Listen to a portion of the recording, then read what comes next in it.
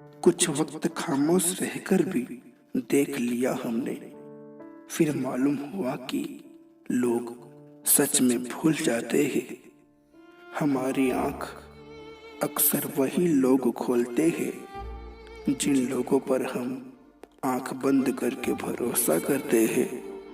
मुझे गिरते हुए पत्तों ने ये बात समझा दी, अगर बोझ बन जाओ तो अपने भी गिरा देते हैं। बदलता तो हर कोई है, मगर अच्छे होते हैं वो लोग जो हमें कुछ सिखा के जाते हैं।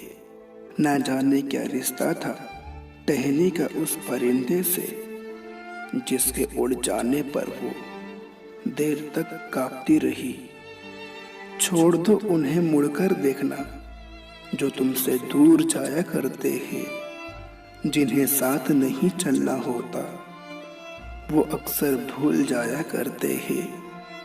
कभी भी किसी से इतनी उम्मीदें मत रखना कि उम्मीदों के साथ खुद भी टूट जाओ।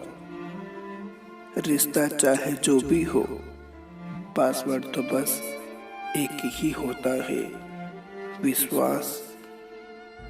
एक अकेली औरत को हमेशा वही मर्द पसंद आता है जो उसे मौका ना समझकर जिम्मेदारी समझता है।